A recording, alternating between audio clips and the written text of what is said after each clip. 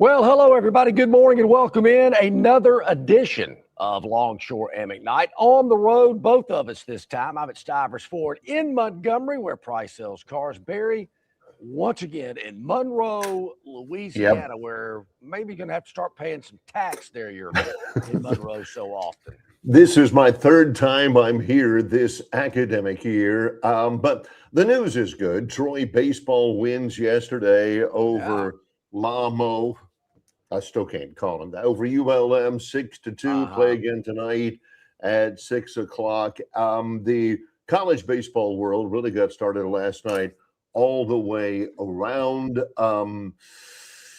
In the SEC last night, Alabama was a winner. They beat Ole Miss 5-4. Come from behind win. They scored three in the seventh. And who was it we were talking to the other day? Will Fisher yesterday. He would not have liked this game. Georgia beats Auburn 2-1. Will yesterday from Capitol Hill in Prattville says, gosh, if I'm watching a baseball game, I want to see things happen. I want to see those high scores. And, well, they didn't. Georgia wins 2-1.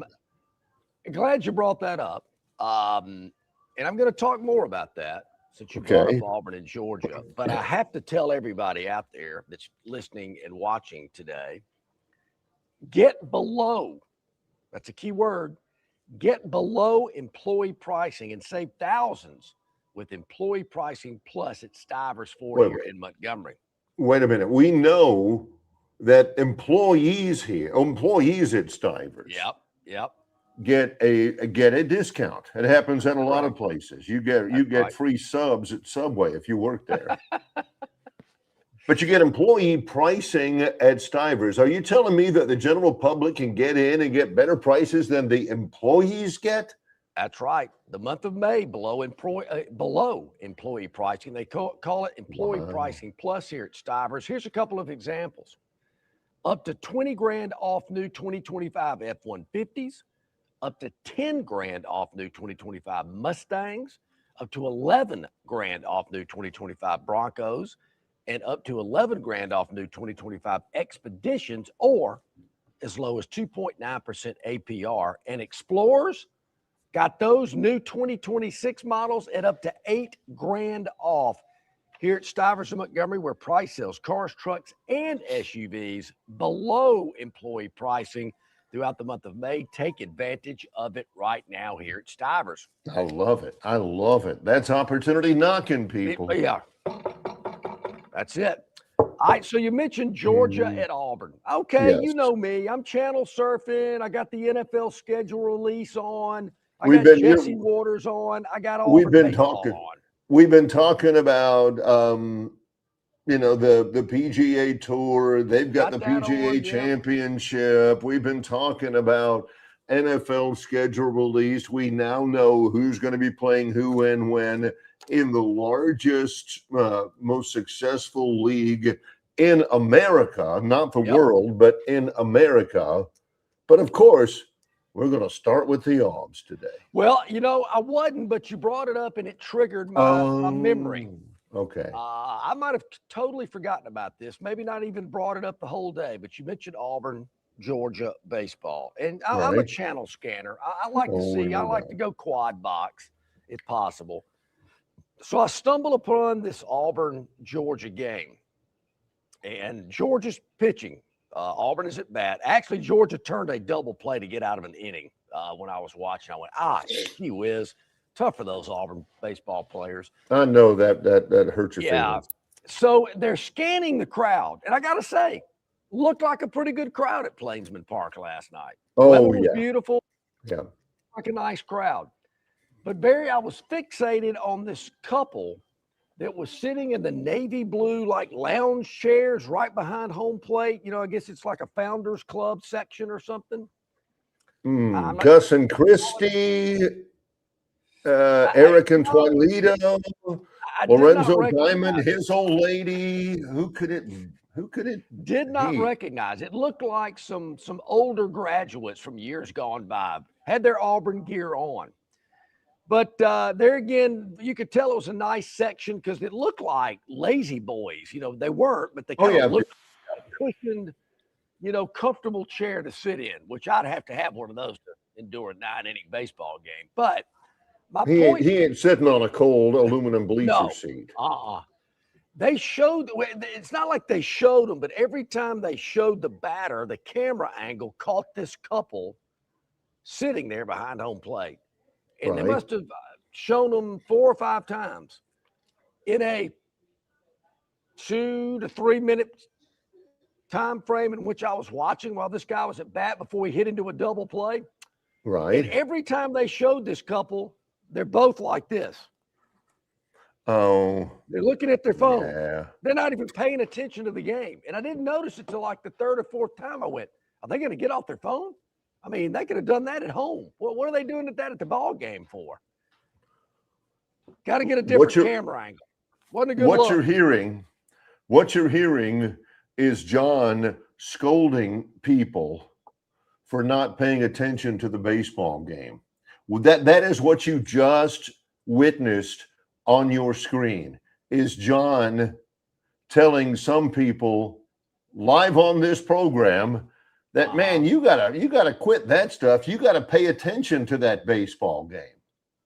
Exactly. If that is not the old saying, the pot calling the kettle black, if John was there, he may not be on his phone all the time, although I'm pretty sure he would be for one reason, but he ain't paying attention to the game. If John was there, John would be on his phone all the time, because you know what would happen if the camera screen of the Auburn-Georgia baseball game showed that shot and John was in it. His boys from the BIP line would be texting him all the time, John, WTH, what are you doing at the Aubs game? Hey, John, you're on TV. Hey, John, man, what have you got? Have you got a bet on the Aubs or something like that? His phone would be going crazy. I love it because John has no conscience on some point. He's going to get on this program and he's going to scold somebody for being at a baseball game and not even paying attention to the game. Yeah. Come on, people. Well, what really tipped it off, if I was getting a text, I'd be typing back to them. These people, I could see their finger scrolling the screen like they were looking for something to entertain them with, because obviously the game was not entertaining enough. I could have told them that. But to my defense, sporting events in Tuscaloosa, the cell service is so pathetic. Don't even worry about trying, because there's 100,000 other people on their phone at the same time, and you can't get a good cell signal. So that's frustrating me. I don't do that anymore. But I did notice that they weren't so much into the game, and I'm sure that double play that kid hit into, that probably didn't go over real well. But, hey, they play again today. In baseball, I've heard you say very many a time, you play a lot of games. You got to forget about last night. Focus on tonight. What probably happened, and again, Auburn loses. They play again tonight at 7. Alabama plays at 6 tonight in game 2 against Ole Miss. What probably happened is they're not paying attention to the game. Kid hits into a double play. TV goes to break. All of a sudden, the PA announcer at Plainsman Park comes on and says, fans, let's go back to yesteryear and celebrate the 16th anniversary of Auburn's national championship. Both of them. And I mean, they are locked in then, and then, they'll play in a Gata Davida or something like that, and they'll go back to the ball game and they'll be like, okay, ball game again. Here we go. Let's get back on our phones. So today's another day. Of course, Lady Tide softball getting in action today. I know it's on the SEC network, Barry, but I'm not being able to find a first pitch for that game. I'll look it up. We'll get it. We'll get it. They host the regional. They are the number 1 overall seed. Alabama versus, I know I'm right on that. Yeah, they Cool. play at noon Central Time against the Spartans of the University of South Carolina Yeah. Upstate. What part of upstate is that? I'm trying to It's figure in out where that Aiken, could South be. Carolina. I know Aiken, because we yeah, play. yeah, yeah. So the second game actually gets started at 2:30 between Belmont and southeastern Louisiana. So those are your two games today. Why the Tide Is this at similar noon? to the is Doubtlessly this similar to because the SEC basketball tournament that the higher seeds play earlier so they have more time to rest? I don't know. I mean, that's not the case. I don't think, not in baseball anyway. Yeah. But I mean, I wondered about that. softball, that is a head scratcher for me. I can tell you the time of the Auburn game in the NCAA women's soccer tournament, and that's in 2027. Unfortunately, Yeah, wow. Well, man, I'm surprised. We'll talk about the PGA in a moment, but last night the NFL released their schedule. It was a big, long, drawn-out thing. The Jaguars open up against the Browns on September the 13th. There's a lot of noon. Philly in London at 8:30. Houston in London at 8:30. Noon. Oh, there is a Thursday night home game at Baltimore. Noon. They are playing a Monday night game. Yep, against the Steelers. Will play Monday night. Could be a little chilly up there in Pittsburgh. That's a little bit late in the season.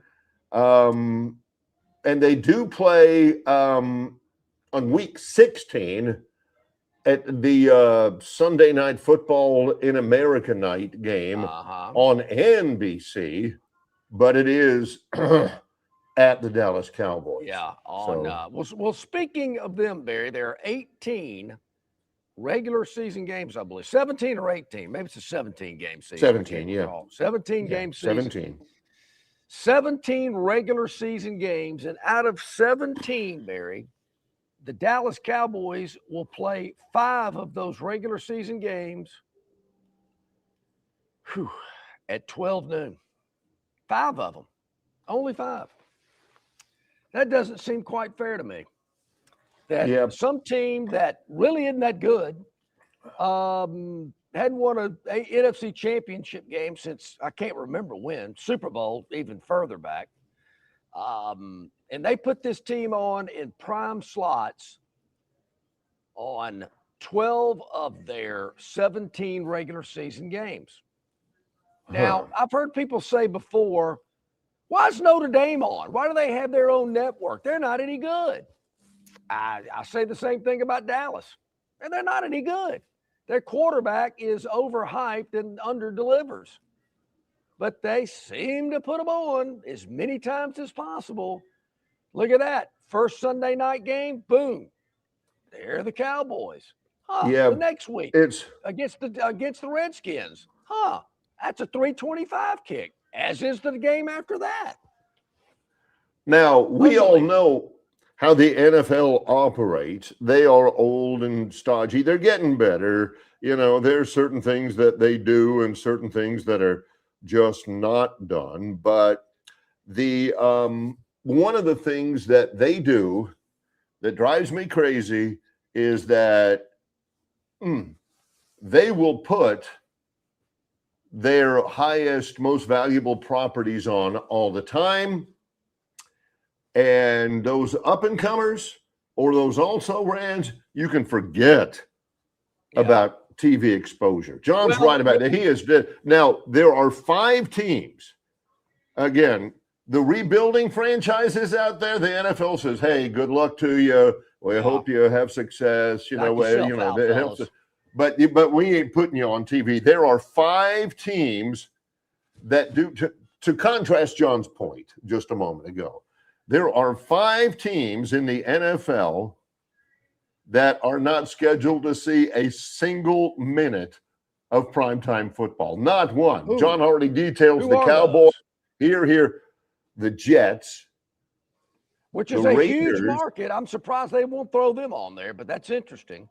the Jets, the Raiders, which is interesting because they got the number one pick. The Dolphins, and here's a hint: the Dolphins aren't going to be terrible. The Titans and the Cardinals are not scheduled to be on prime time, not 1 millisecond during the season this year. So Yeah. they love their money makers, and they're not interested in building their second rated Well, it's kind of like programs. attractive programs in college football. Somebody dubbed them the Big Boy Conference years ago. There's a select group of college teams. I don't have an exact number, but ballpark. If you were to ask him, he would tell you who they are. Yeah, I could reel them off, sure. That the networks love, and they want them on as much as possible. Obviously, Notre Dame is number one. They love putting Notre Dame on TV, no matter when, where, how. And you've seen how the ACC has bent over backwards to accommodate Notre Dame. Why, I do not know. I do not for my life know why Notre Dame gets preferential treatment. Why does Notre Dame, hey, you finish in the top 12, you get in the playoff. Well, does anybody else get that treatment? No, but we do. So I don't get Notre Dame and why everybody just, Notre Dame. There's others as well. And when we go to this 2014 playoff, that's what they want. They want those type teams in there. Yeah, do I feel sorry for the Sun Belts and the MACs and the Mountain West and the Conference USAs of the world? A little bit. But I've got a plan for them too. I'm actually shocked that off the top of his head, he just named 4 of the G5 conferences, just spouted them out right there. I'm getting there. And I've got a plan for them. I really do. I think it's very solid. A lot of people are jumping on board with me on that.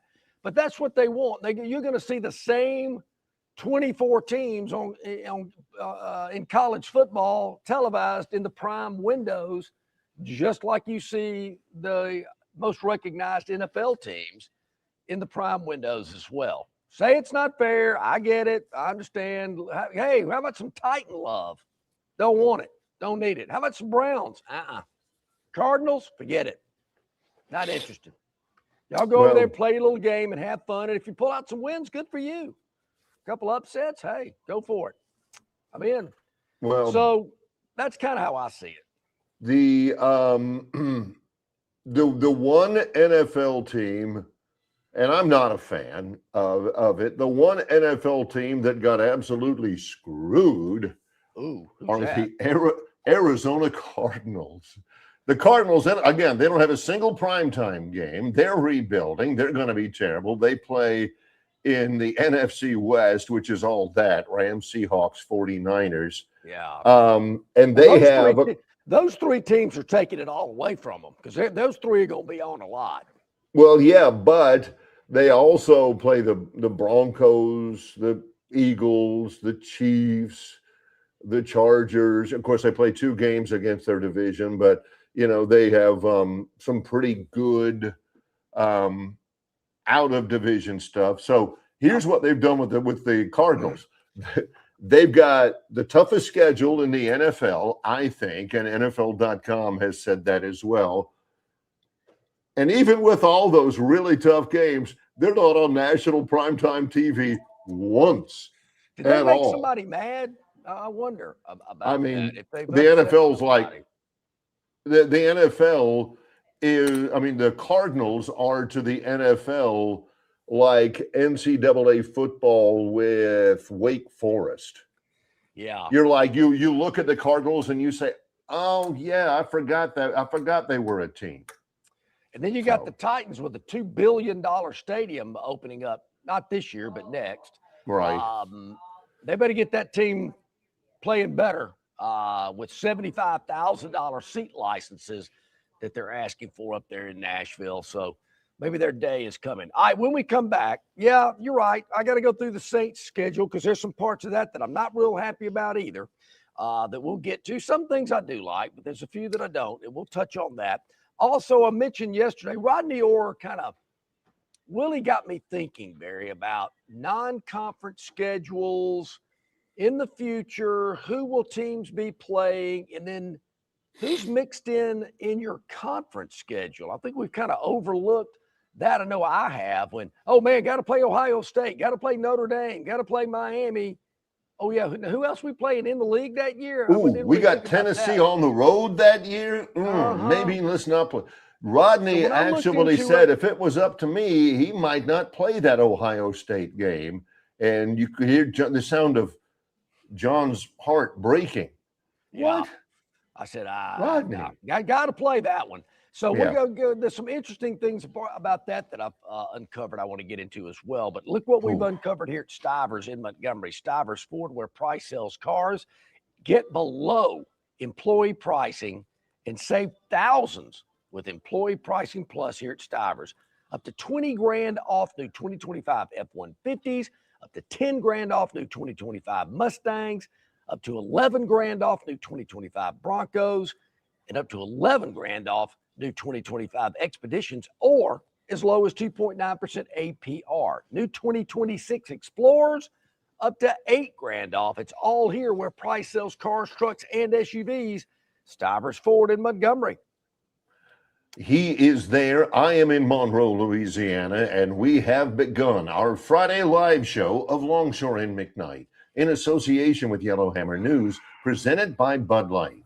Phoenix Physical Therapy is ready to help patients recover, recharge, and rise. They develop a customized therapy plan for each patient to get them back to enjoying their favorite activities. Their experienced team is committed to providing exceptional care in a professional environment.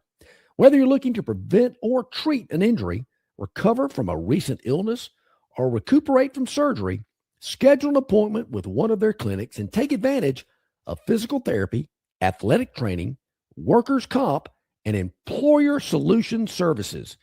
Get back in the game, get back to work, and get back to life with Phoenix Physical Therapy.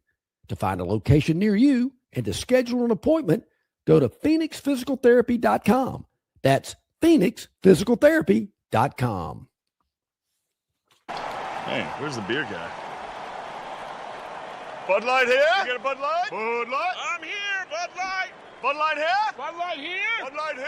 Bud Light where? Bud Light here? Oh, Bud Light there. I missed that because of you. You did not miss that play because of me. Tough to stop talking this way? Yeah. It's actually kind of fun. Hey, I got you, Bud Light. Oh, nice. Never mind. Anything for the clean, crisp taste of Bud Light. What'd I miss? I have no idea. Conquer the runway at the Montgomery Regional Airport Runway 5K, Saturday, May the 30th from 7:30 until 10 a.m. Proceeds benefiting the River Region United Way. Here's your chance to run on the Montgomery Regional Airport runway. It's a great time for the entire family. For more information, just scan the QR code on the screen or visit iflymgm.com. The Montgomery Regional Airport, getting better the more you use it, with Delta, American, and United Airlines serving MGM with routes to Atlanta, Charlotte, Washington, D.C., Dallas-Fort Worth, and Houston. The Montgomery Regional Airport 5K runway run, Saturday, May the 30th. Register now for a great day of fun at MGM. All righty, we're back at it here on this Friday. I'm here live at Stivers in Montgomery, where price sells cars. I want you to come by and see our good friends here. They will certainly take care of you. I can promise you that. So, Barry, I got to tell you, I'm a little mixed feelings here. They've got the Saints on the road in the first two seasons, and it's not chopped liver. At Detroit, at Baltimore, in the first 2 weeks before they come home, their opener in week 3 is a 325 kick against the Raiders. They give them that 325 kick. Love that. Yeah. I'm a big fan of that. Then the next week, hosting Atlanta on Monday Night Football. So they do get a Monday nighter early in the season. All right. And then they host Minnesota, 3 straight home games. That Minnesota game's at noon, and here's where a lot of noon games start rolling in after this. A lot of noon games. They do play at 8:30 in the morning against Pittsburgh in Paris. But after that game, Barry, every game they have is a 12 noon game. I'm thinking, come on. They have a flex game there in week 18, possibly a home game against Tampa Bay could be a late afternoon kick. But man, that is like 8, 12 o'clock games in a row. Toughest game, the week 7 versus Pittsburgh in Paris. There'll be some thoughts about that, but that's early. Toughest home game at the Superdome, week 13 against Green Bay. Could be. Sure could. That speaks to a couple of things, because Green Bay, they were a little disappointing last year. But when the Packers coming in is your toughest home game, that ain't a great home schedule, John. Well, that's unlike certain college teams that I'm a big fan of having the most marquee games available. Even though, and I think I saw where, I don't know if it was this year or last year, that this schedule is one of the weaker ones. Right. Maybe it was this year. I mean, obviously Vegas isn't that great. Arizona on the schedule, not that great. It's terrible.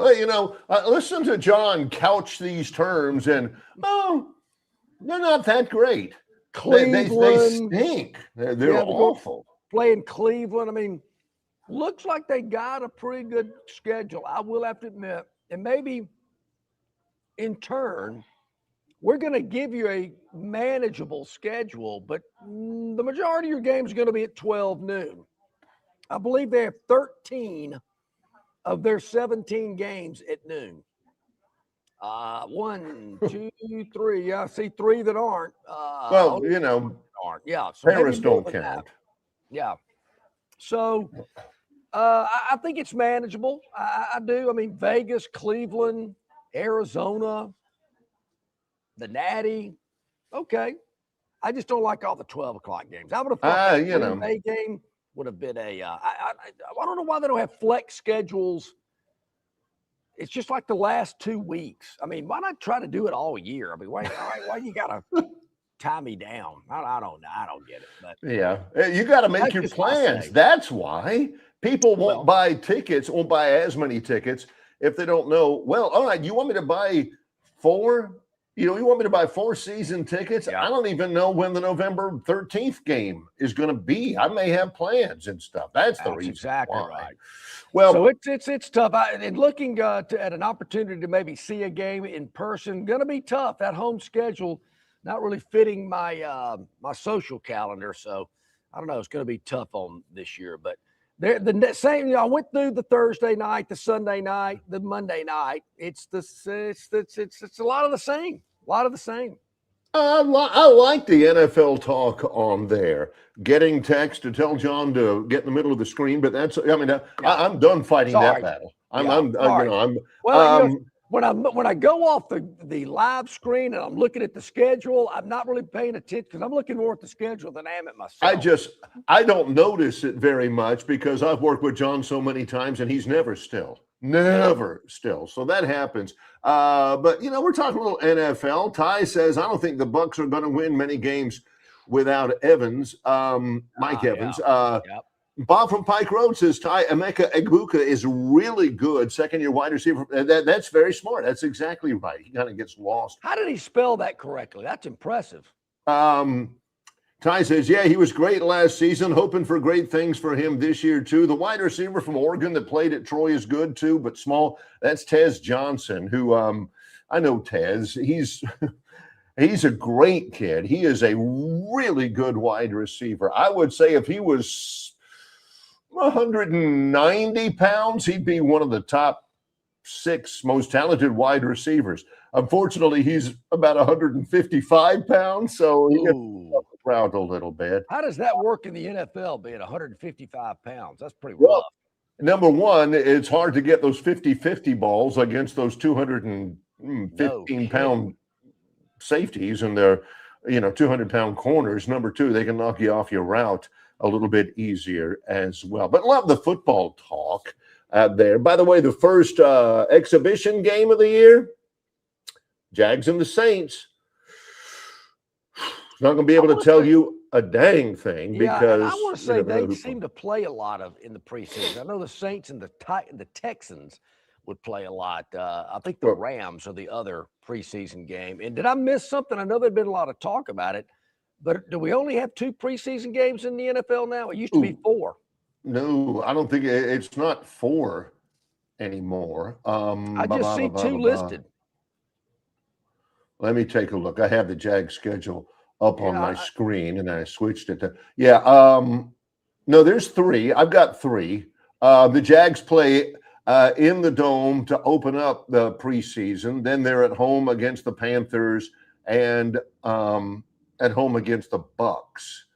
Okay. So they play 3 on the on August 15th, on the 21st, and on the 28th. So there are 3 that I've got listed anyway for the Jags. That is one thing I've never been. I've never been to an NFL preseason game. Don't plan on it either, actually. I've been done that before because that's the only time my dad could get tickets. We went to go see the Jets and the Buccaneers play at the old Sombrero back in the day. We've actually seen the Steelers. This is when I was a real little kid.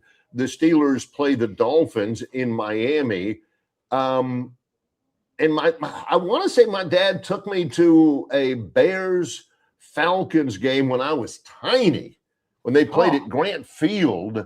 But I don't remember a thing about that. So I've never seen a regular season game, but I've seen 3 preseason games. Now, Bears Falcons, man, at Grant Field, man, that's awesome. I want to throw this out there. This is from The Athletic that John used to subscribe to back when it was good and he got his student rate. According to The Athletic's Scott Duckerman, now listen close, Power Conference administrators, the P4, the big boys, are evaluating a new proposal, John. Here we go again. That would get together the top 20 teams that didn't make the 24-team playoff. Okay, if they go to a 24-team playoff, 24 teams are in, they're playing for a national championship. The next 20 that didn't make it, kind of the NIT-ish, they would be included into a new tiered postseason system involving the remaining bowl games. The Gator, the Weed Whacker. Oh, well, hold on a second. Let me think this through. The Outback, the Frisco, all the ones that John hates. The Mayonnaise Bowl, stuff Duke's like Mayo that. Bowl. The concept, the ACC had their spring meetings. SECs are coming up. That would require the Big Ten, the SEC, the Big 12, and the ACC to each supply 5 bowl-eligible programs to populate the top 10 non-playoff matchups. So the bowls, those bowls that are out of the college football playoff would still be insured to get the best Power 4 teams that didn't make the playoff. So what you're telling me here is they are frantically trying to find a way to keep these worthless, meaningless bowl games alive. Folks, let me help you here. Nobody cares. Nobody wants to go to the Duke's Mayo Bowl. Nobody wants to go to the Pop-Tart Bowl. But I'm talking, Wisconsin versus Kansas, NC State against Utah. Oh, don't forget, at 11 a.m. on New Year's Eve. Wouldn't you? I mean, as opposed to watching nothing or, looking at, another Law and Order, seeing Northwestern versus Arkansas. I think I'd rather watch ESPN Classic with Gabby Bell during the narration of Bama's greatest games. I thought this was finally going to be something that, floated your boat a little bit. Heck, I'd rather watch a Braves game. How about that? I'd rather watch the Braves play live than that. I have no interest in that. Bill from Baltimore says Auburn could be the only team with an NIT title and a second-tier college football title. See, no. They wouldn't. Wow. They're not playing for a second-tier championship. I should have mentioned that. They're not playing for an NIT football championship. That's not what it is. That's just a way to guarantee the 10 bowl games that aren't the big boy bowls, that aren't the college, the 10 bowl games out there. Again, you know the ones, the Gator, the ones you don't. All right, so what about this? And all that. Guarantee them Power 4 matchups so they don't get stuck with North Texas versus Louisiana Lafayette. Well, and Bill from Baltimore says, hey, you throw some NIL money into it, teams will do it. There's no doubt teams will do it. I don't think that's John's point. Hey, do you think the teams would do it? Yeah, they would do it.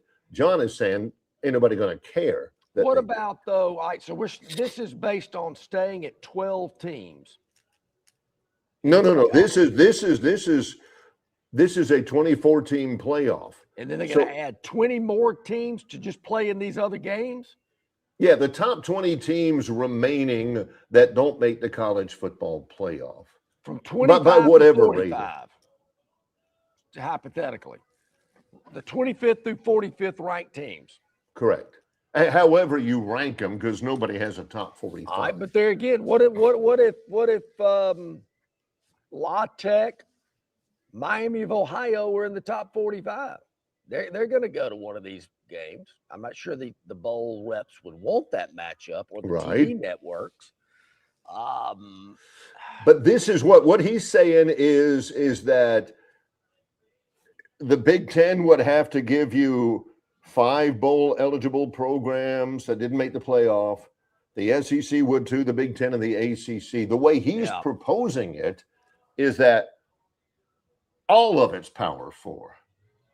None of them are Group of 5. I will tell you that if they do that, then we will have a Group of 5 separate playoff system, a separate championship for the Group of, because there would be nothing. I say let's do that anyway. I don't, look, the bowls have been great for college football, but their day is over. And if the Group of 5 wants to incorporate these cities that host these bowl games to have their playoff, I'm all for that. But just to have the Pop-Tart Bowl, just to have it, that to me, that's a loser. And okay, yeah, we'll get some NIL money involved with it or whatever. Could you not get NIL money involved with a playoff? Well, yeah, but it would be you'd be missing out on at least the possibility of making more money in the playoff if you're just satisfied every year. We ain't making the playoff. You'll never get the money. Yeah, that way. I'm just thinking, is it? Hey, if we're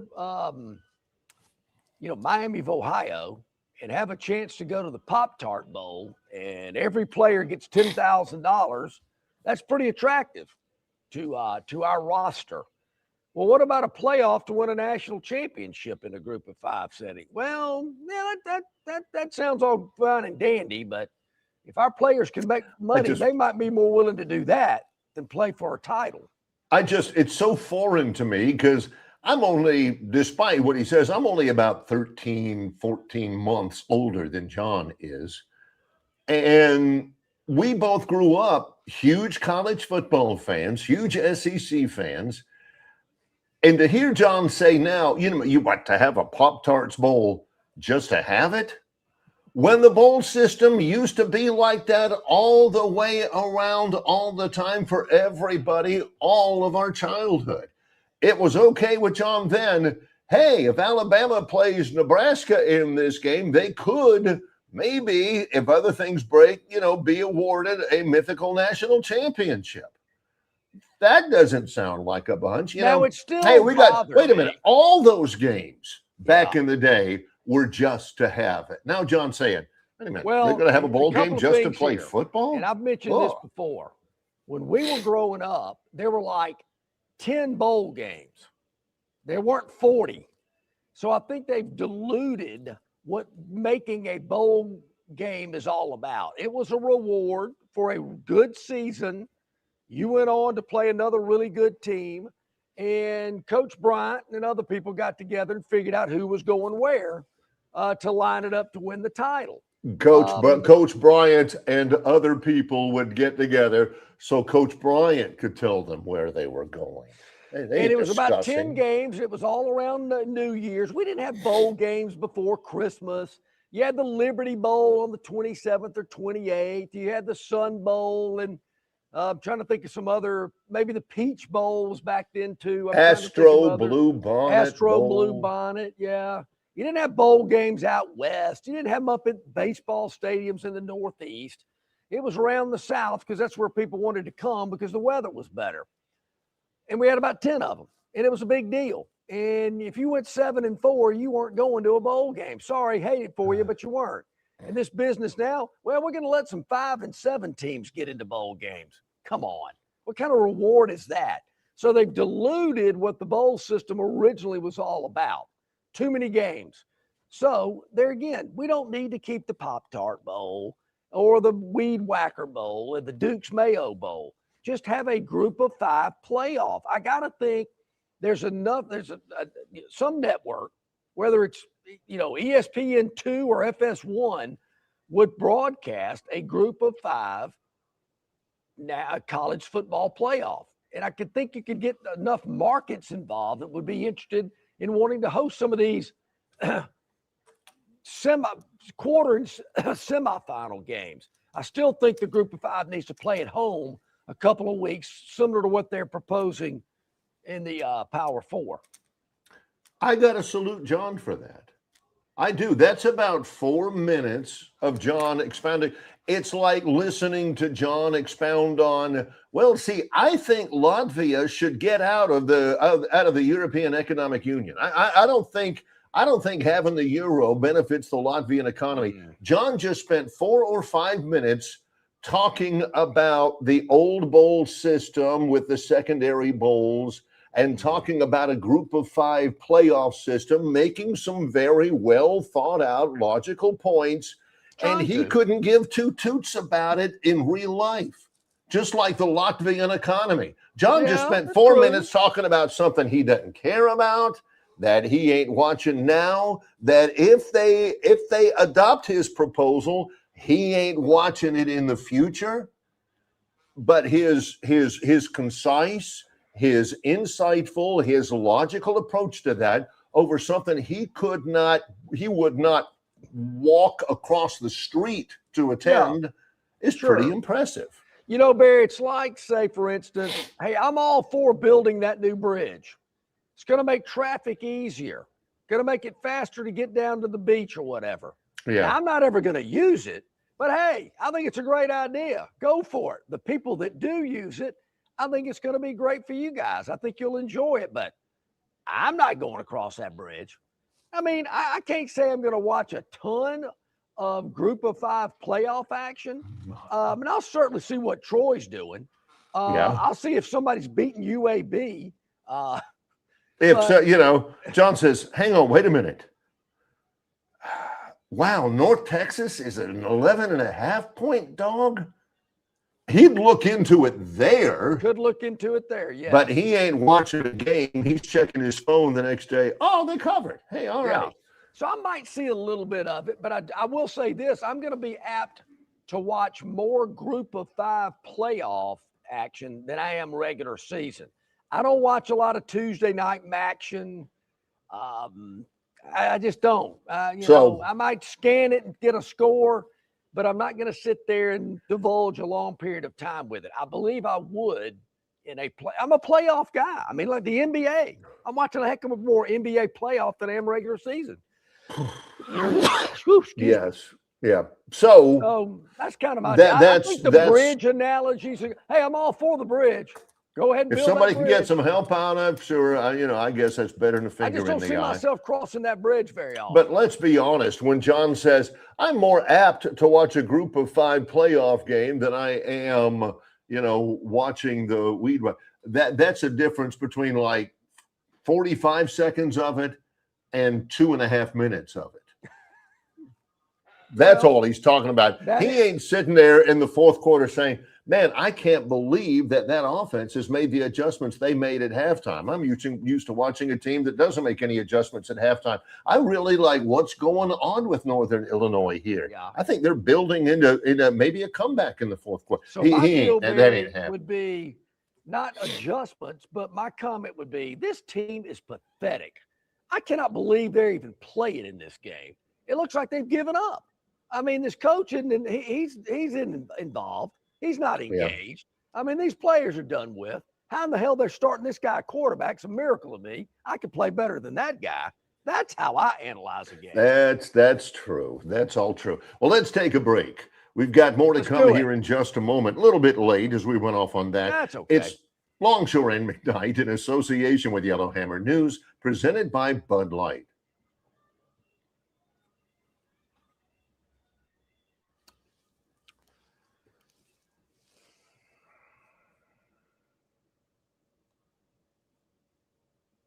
Phoenix Physical Therapy is ready to help patients recover, recharge, and rise. They develop a customized therapy plan for each patient to get them back to enjoying their favorite activities. Their experienced team is committed to providing exceptional care in a professional environment. Whether you're looking to prevent or treat an injury, recover from a recent illness, or recuperate from surgery, schedule an appointment with one of their clinics and take advantage of physical therapy, athletic training, workers' comp, and employer solution services. Get back in the game, get back to work, and get back to life with Phoenix Physical Therapy. To find a location near you and to schedule an appointment, go to phoenixphysicaltherapy.com. That's phoenixphysicaltherapy.com. Drive away in a Ford F-150 or win your share of $25,000 in free play during Victoryland Casino's Truck and $25K free play giveaway. The more you visit, the more chances you have to win. Get below employee pricing and save thousands. Enjoy prices even lower than what we pay with Stivers Ford Employee Pricing Plus. Up to 20 grand off F-150s or 10 grand off Mustangs. Stivers Ford, where price sells Fords. Get below employee pricing and save thousands. Enjoy prices even lower than what we pay with Stivers Ford Employee Pricing Plus. Up to 11 grand off Broncos and Expeditions or 8 grand off Explorers. Stivers Ford, where price sells Fords. Hey, you want your property looking its very best this spring and summer, and River Region Straw has premium long needle pine straw to make that property pop. You're not buying sticks, stems, or pine cones. You're buying premium long needle pine straw from River Region Straw. Kenny and his staff have access to the best pine straw in the region, full of color that will last all season long. And now River Region Straw has a 4th location in Chelsea on Highway 280 to go along with their locations here in Montgomery, Prattville, and Auburn. No order is too big or too small, from a few bales to an 18-wheeler trailer load. To get your River Region Straw, drop by any of their 4 locations or give Kenny a call or text today, 669-5959. That's 669-5959, and have the best-looking property this spring and summer with straw from River Region Straw. Okay, welcome back in, everybody. Glad you're with us here today. I see the River Region Straw chat line is hopping. Dennis asking political questions today on the chat line. Dennis, I do not know. I have not been following the lieutenant governor's race very closely, so I can't tell you what's there. I do have my favorites. I do have the people I know that I am voting for, and that's all I really get involved in. Who do I like? What am I hearing? As far as the percentage of votes they'll get, I will say this, Dennis. I know these 2 gentlemen personally, as a matter of fact, that you're asking about. Maybe I should look deeper into this race because I just really hadn't. I don't know. I don't even know if Stuart Tankersley's related to Mike Tankersley, and if he is, whether he is not. pie He is not. charts about coverage areas and stuff like that. Dennis said he just got in. Where are you at today? I am in Monroe, Louisiana. Yeah, And John is at Stivers Ford that's right. in the Eastern Boulevard of the Troy Highway in Montgomery, where, I've has anybody ever done this before? There are people who say, hey, we offer employee pricing. Nah, come on. Below employee Below, pricing? Barry, I got this sheet was hot off the presses. Actually, I got it last week. But yeah, it's below employee pricing here during the month of May at Stivers. Employee pricing plus incredible deals. Come on out and check them out. America's best-selling truck for over 50 years. Think about that. No other truck line's been able to touch the Ford F-150. And now you can get a new 2025 F-150 up to 20 grand off MSRP. That's right, up to 20 grand off MSRP. And look, folks, we're not talking about 4 or 5 they're trying to move off the lot. Every truck here, and you've heard, you've watched this long enough, the lot is loaded. I mean, they have their inventory. There's not a dealership in this area that has as many vehicles on the ground than our good friends here at Stivers Ford in Montgomery have. So Now, you've got a great fact. selection. That is an Great absolute fact out there. Somebody texted me this because we heard about it yesterday. Our buddy Will Fisher, who we love, he's the director of golf at Capitol Hill on the Robert Trench Golf Trail up in Prattville. And he was telling me that they have the great honor to host the annual Jimmy Rain charity golf tournament up there, which is a big deal, raises thousands and thousands and thousands of dollars for many great charities. He mentioned that the annual Jimmy Rain charity golf tournament banquet was last night. And somebody had to go pick up at the Montgomery Regional Airport Hall of Fame coach Mike Krzyzewski, who won all those national championships at Duke. The question that was posed to me was, did John meet him in his seersucker suit? And the answer to that is no. I'm not even sure. No. John can still fit in that seersucker suit. He can still fit in stuff he was wearing in college. But no, the Coach Krzyzewski, although a great man, a terrific coach, and, very proud to have him in our area to help raise money in the Jimmy Rain charity golf tournament, there was no seersucker suit to meet him, as there were with other national championship caliber coaches in other sports. Interesting you bring that up, Bear. I do still have that coat. I caught a lot of crud for that seersucker. It's nice. I never could figure that out. That's a good looking seersucker time of year. The Kentucky. You can't wear that all year. No, you have to. No. It's Kentucky Derby to like Labor Day. That's it. It's Easter, like with a pair of white bucks. You don't wear white bucks after Labor Day. Just don't do it. No. But you're right. It's interesting because that national championship coach you were referencing, I was playing in an event at Capitol Hill and had to clean up, shower up there in the fine locker room facilities at Capitol Hill. I brought my seersucker jacket with me because the event was in Prattville. So I left Capitol Hill, went to, I believe it was Prattville High School is where this took place. And Nick Saban was there. Maybe this could have been year 1, possibly year 2, but not much after that. But it was early in his career at Alabama. And I remember him sitting there as they went through the program and all that stuff before he talked. And I remember looking at him going, there are 1,000 other places this guy would rather be than right here. He does not look like he's very happy.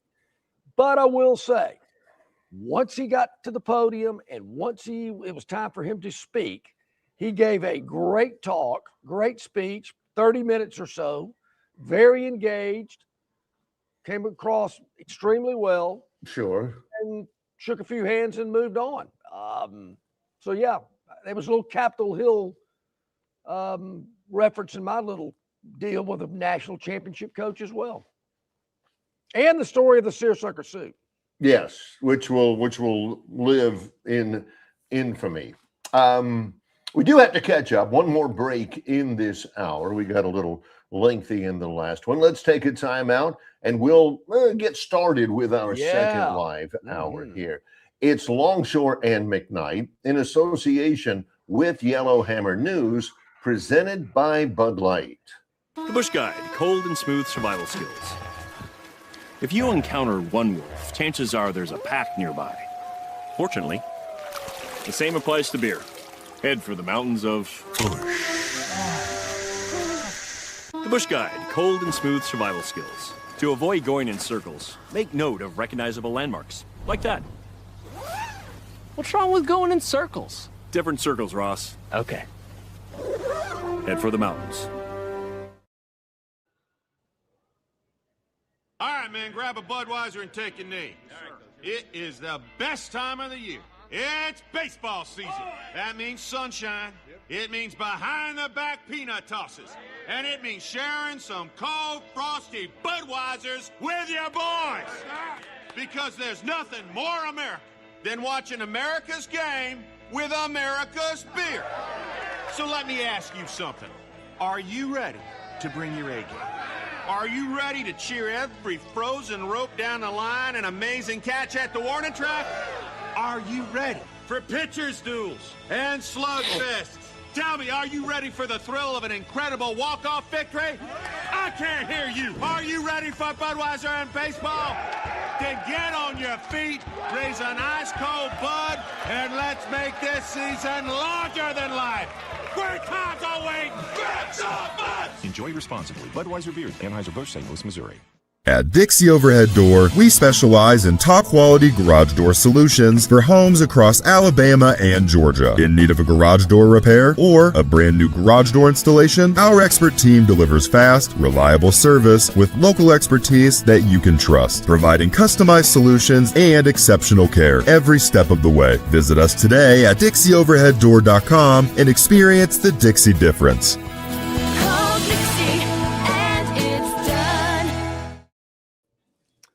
All righty, welcome back in, everybody. Glad you're with us here. Getting close to the top of the hour. Longshore McKnight. I am live at Stivers Ford in Montgomery. Barry is in Monroe, Louisiana with Troy baseball. And I have to admit, Barry, this was the exact bridge I was thinking about when I used that in my example. Yeah, Chris the Bammer. Yeah. He says, we've got a new bridge to the beach in Baldwin County. That's the Baldwin County's was growing up. Oh, you ain't kidding. It is hopping, to say the least. It is. It's big time. But that's the bridge I was thinking of, Chris. I saw a report about that. Don't see myself driving across that bridge because I don't go that way. But maybe I will one day just for the heck of it. So you know what? Let me check this new bridge out. Could be cool. Who knows? And then you turn around at the next exit, turn around and go back, and you're thinking, what did I do that for? Yeah, why did I go that route? It's a bridge. Give me a bridge. Barry, so I don't know if you really studied the leaderboard from the PGA Championship. I did. I looked at it. Does it count that the guy that I picked to win the Masters is tied for the lead right now going into round two? Is it Min-Woo Lee? Min-Woo Lee. My man Min-Woo is tied with Scotty Scheffler, Aldrich Potgieter, Stefan Jaeger, Rio Hisatsune. And don't forget about Alex Smalley. Alex Smalley. Yeah. Not Stuart Lee. Smalley. How about Min-Woo? Yeah. I think he tees off at about 11:20 this morning.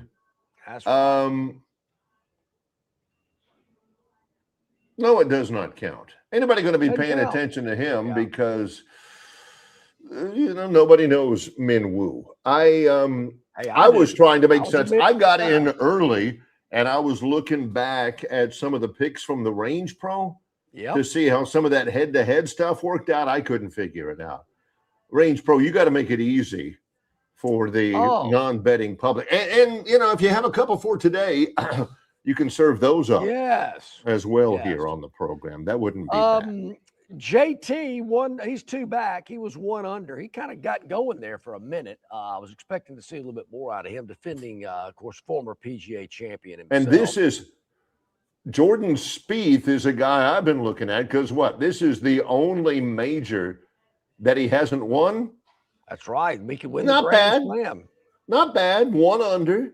Yeah. Tied with 10 jillion people, including Cameron Smith, John Rahm, Brooks Koepka, and stuff. Spieth, 69 in the first round. Not bad. Tees off at noon today. So Brandel Chambly, Barry, was noting last night. That's another thing I had to watch last night. I mean, wow. Got to get a little Brandel Chambly post-round commentary. I mean, Auburn, Georgia baseball, NBA. I mean, man, I was all over the map last night. He was pointing out how there's so many players kind of right in there. I mean, nobody's separated themselves yet. There's not a big pack that's 5 or 6 shots in the lead. A lot of players within striking distance.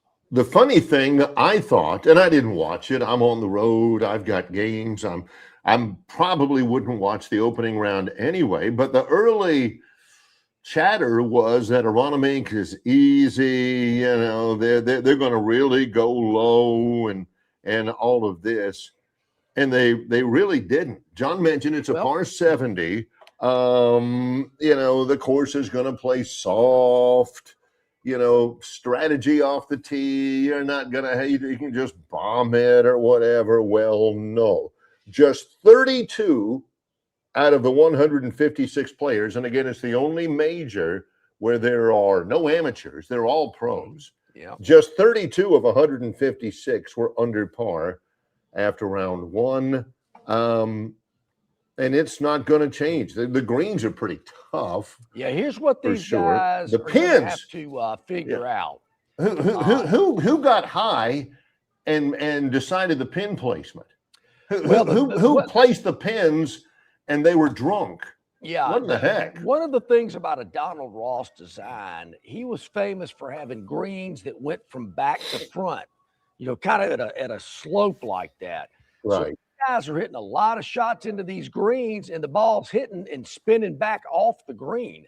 Not so much the pin placement, it's just actually how much spin they're putting on it and what quadrant of the green are they landing on. Will Fisher brought that up yesterday, how important it is to make sure that ball is resting in the right quadrant. I saw replays of guys hitting the green near the hole, but had so much spin on it, it rolled all the way off the green. One of them rolled into a bunker.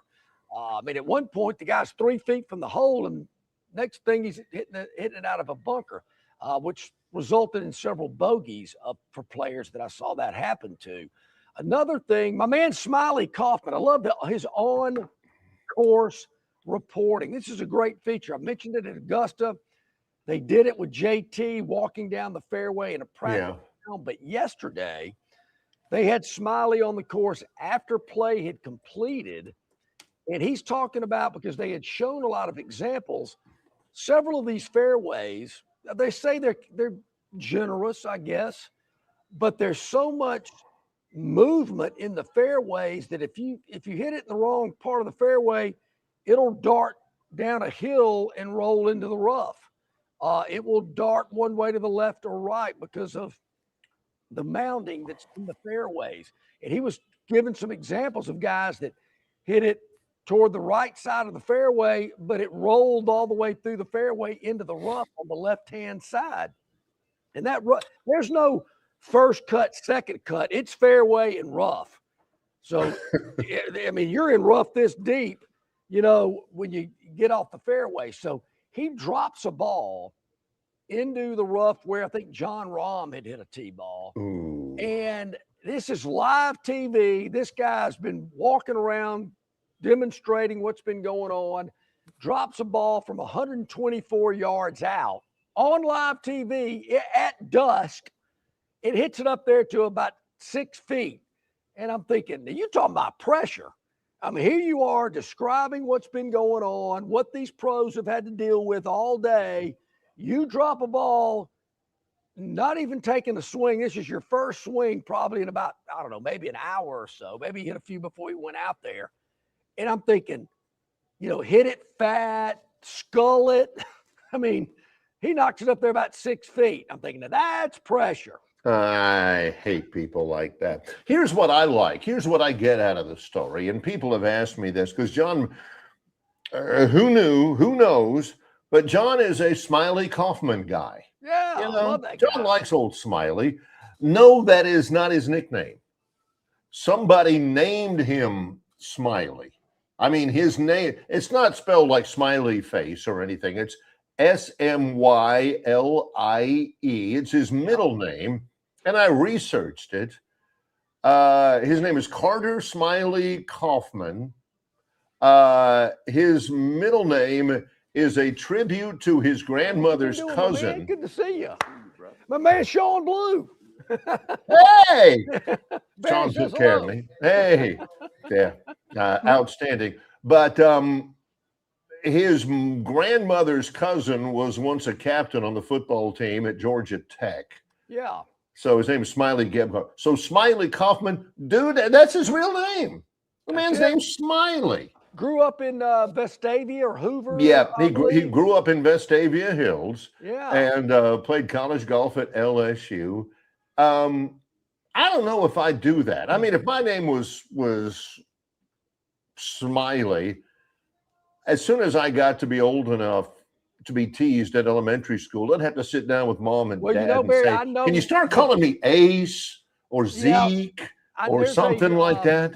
Because Smiley ain't getting it, Mom. A family in Montgomery, last name is Smiley, and it's spelled that way.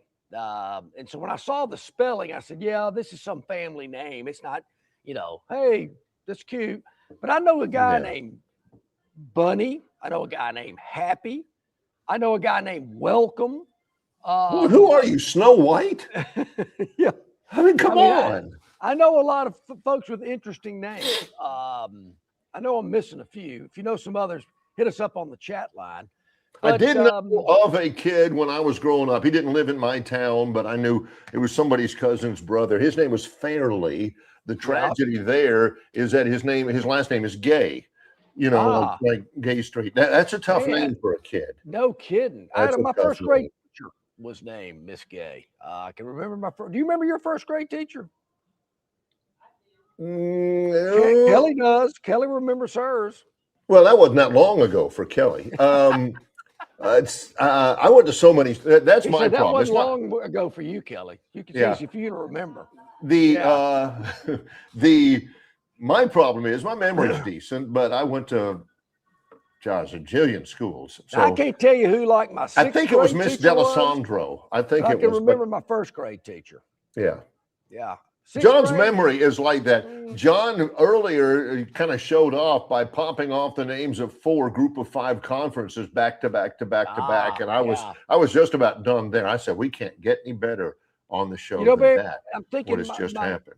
My teachers, my senior year at Jeff Davis, I can't think of, I did have the government teacher that looked like Geddy Lee. I do remember her. You did. You have told me that. What was, that lady I could remember her name, but she looked like Geddy Lee of Rush.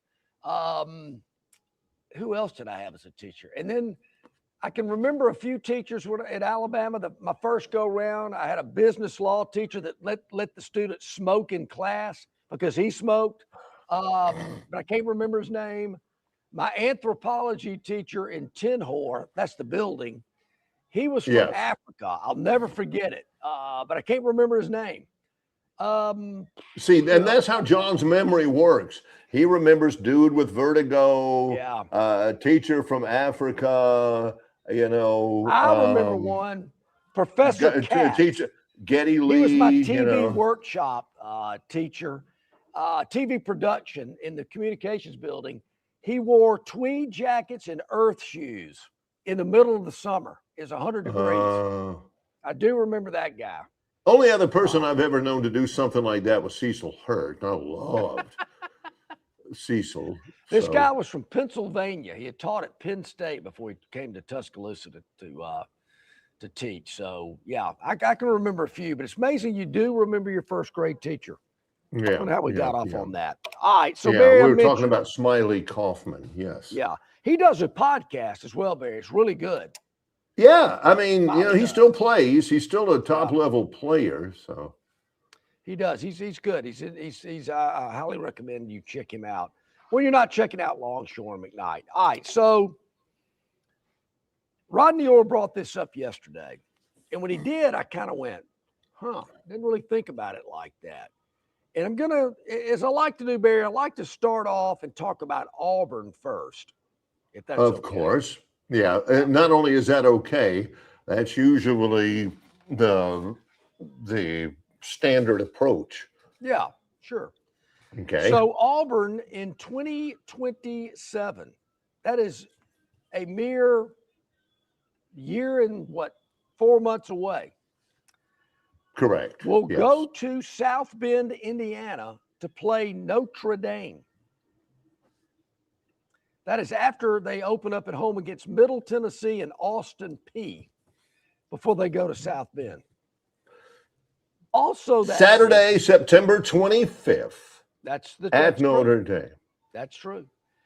They also go to Austin, Texas that year to take on the Texas Longhorns. But their other road games at Vanderbilt, at Missouri, At and at Kentucky. Very manageable. I don't think that John Cohen and Pete Bevilacqua, or whoever the guy is at Notre Dame, they just, got the dice and rolled them and said, oh, it looks like 2027. No, Cohen's looking at that and going, ooh, on the road to South Bend that year, but also on the road to Lexington and Columbia and Nashville. Okay. Yeah, we go to Austin too, but that looks like the best day, the best year for us to go to South Bend in 2027. They just didn't, flip a coin and say, oh, 2027. Well, I'm sure it probably had a lot to do with, home and away for Notre Dame as well as for Auburn. But the next year, I find it interesting because Notre Dame comes to Auburn the next year. But they don't can you just say that again? Yeah, this is hard to believe. And there's a lot of time between now and then, just saying. Notre Dame comes to Auburn. That'll be October 28th, 2028. You know why? Because that's probably the only week Notre Dame had available. They like to play those games earlier in the year, but Notre Dame said, this is all we got. Auburn's non-conference in 2028, Georgia Southern. Yeah.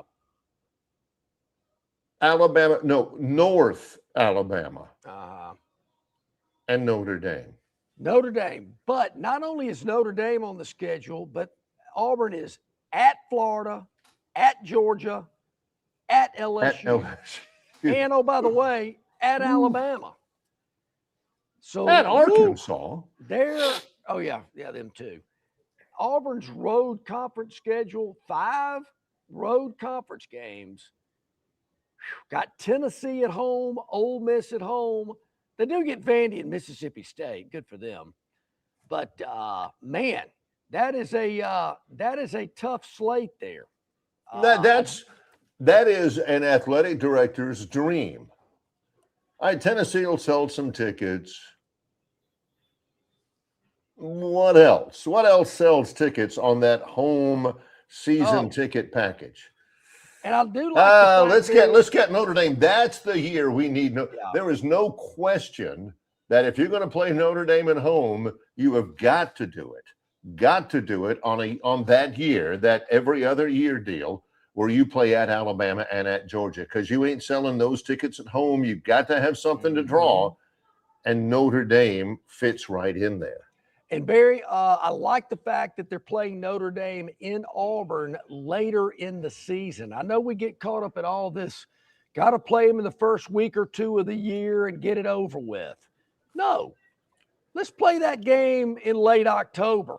Build some anticipation. Yeah, build some excitement. Little chill in the air. more. I mean, to me, October is football month. The weather's great. Do You know, it's not hot. It's a great month for sports and a lot of great matchups. I love the fact they're playing Notre Dame later than the first week or two of the season. Okay, John, real quick, top of your mind, instant reaction. It's like those psychological tests where I'll say a word, you tell me the first word that comes in. All right, John, do you believe this? Daniel says, for those 2 seasons only, I'll care more about Auburn beating Notre Dame than Auburn beating Alabama. Daniel? Daniel's in Alabama. Oh, it's a Braves logo. It's a Braves logo. People get that mixed up. Yeah, for those 2 years, he'll get more geeked up about Auburn beating Notre Dame than Auburn beating Alabama. Yes or no? Agree, Totally disagree? agree. Totally agree. Wow. Totally. And I've been saying that for 62 years when it comes to another team that plays other opponents. It's not as a big of a deal. And I think Auburn people are going to understand that. That's what I've been lobbying for this for so long. You need to branch out. Have I said it, Barry? There's more to college football than beating your in-state rival.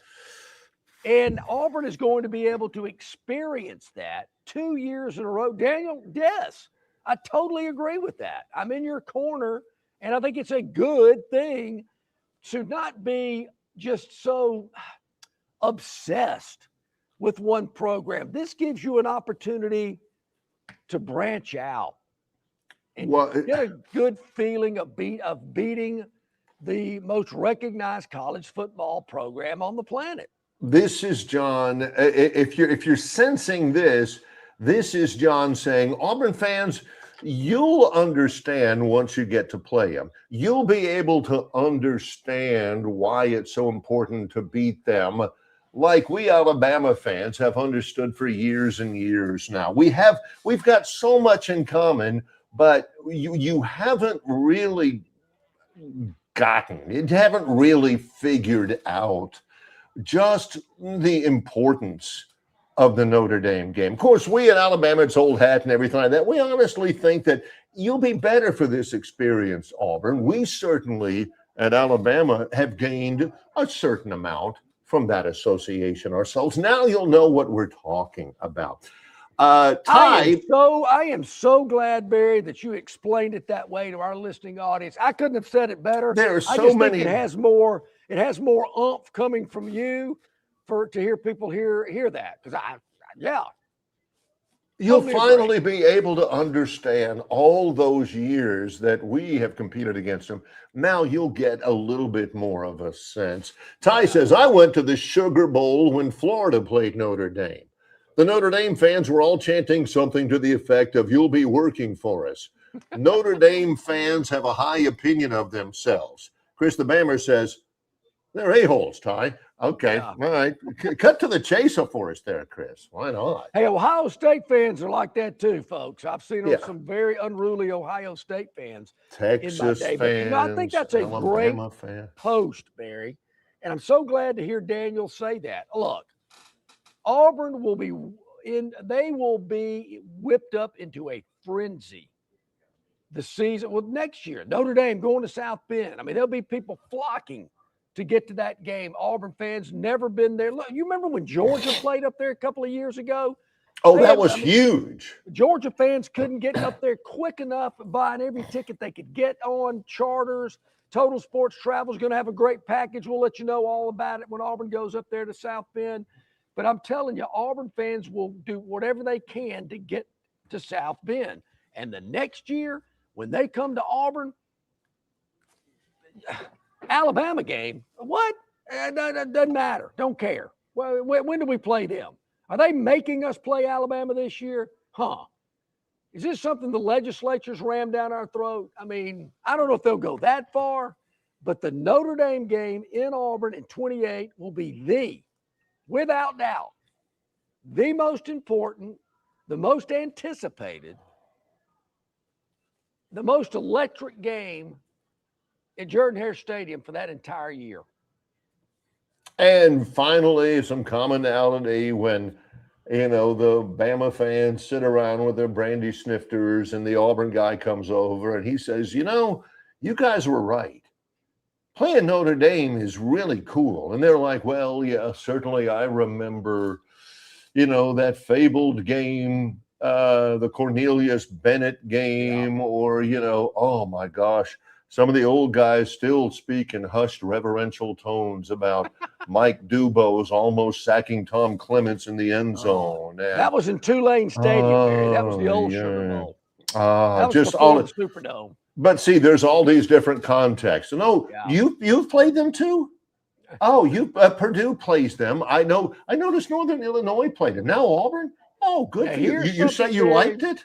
Well, I'm glad to hear Here's a little that. word of advice for you Auburn people. Don't put all your eggs in the Notre Dame basket, because when you do that, somebody else can trip you up during the season that you weren't expecting. You know, you got to watch out for those Mississippi States or Kentuckys or South Carolinas that you're thinking, ooh, boy, Notre Dame's next. Can't let that happen. Can't let that happen. Auburn has a certain renown for letting that happen. Tuberville always had, you know, my buddies, this is back when I lived in Auburn, my buddies would always have best game on the Auburn schedule, worst game on the Auburn schedule, and which game is Auburn going to cough up that they had no business losing. Those were our three categories. I think that's the realists dubbed it the Tuber shell when they went into that. They went into the shell. Tuber shell, yeah.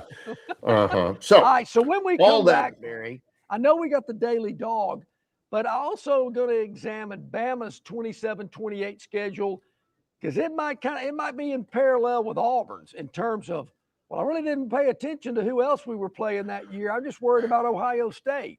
Well, watch out, because we're going to explain that as well as the Daily Dog when we come back. It's Longshore and McKnight, in association with Yellowhammer News, presented by Bud Light.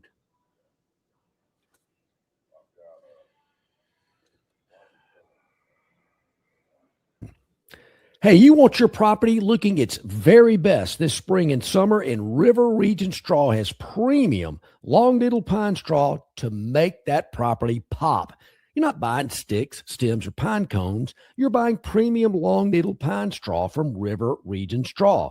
Kenny and his staff have access to the best pine straw in the region, full of color that will last all season long. And now River Region Straw has a fourth location in Chelsea on Highway 280 to go along with their locations here in Montgomery, Prattville, and Auburn.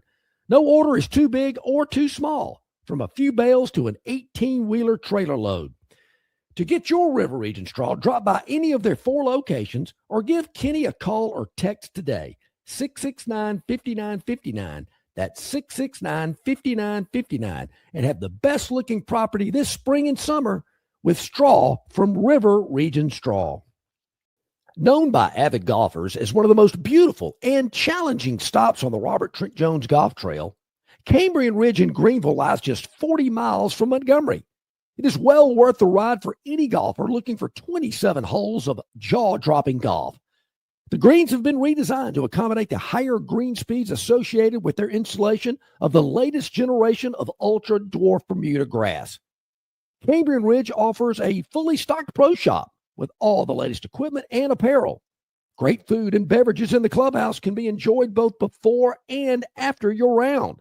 Get your group together and hit the trail. Go to rtjgolf.com/Cambrian Ridge for tee times and more information. Big news for Central Alabama travelers. Getting to Texas just got easier. You can now fly nonstop from Montgomery to Houston with United Airlines. No long drives, no layovers, just smooth direct travel from your hometown airport. Whether it's business or a weekend getaway, Houston is now just one flight away. Spend more time there and less time getting there. Fly nonstop to Houston. Fly MGM, where travel feels easy. Book your trip today at flymgm.com. The Destin Connection Seafood Market at 3750 Norman Bridge Road in Montgomery has the freshest seafood direct from the Gulf of America. I'm talking red snapper and grouper, all sizes of Gulf shrimp, jumbo lump crab meat and crab claws, Louisiana Bay oysters, and New Bedford scallops. They are a full-service seafood market and kitchen serving po' boys, dinners, and sandwiches. You know, many well-known restaurants in the river region purchase their seafood from the Destin Connection because they know it's the absolute best. Call ahead and your order will be ready for pickup. The Destin Connection Seafood Market, 3750 Norman Bridge Road. Call 288-4272. That's 288-4272. Okay, back at it. Glad you're with us. About 24 minutes past the hour. Before we get to that daily dog, how about this? I'm 27-28. I know what we've been focusing on, but Barry, this caught my attention. I thought, wow, this is, you're biting off a lot here. Well, where'd it go? Here it is. All right. In the year that Alabama plays Notre Dame, which is the 2 years immediately following Auburn, I find that interesting. Notre Dame plays Auburn 2 years, then they play Alabama 2 years.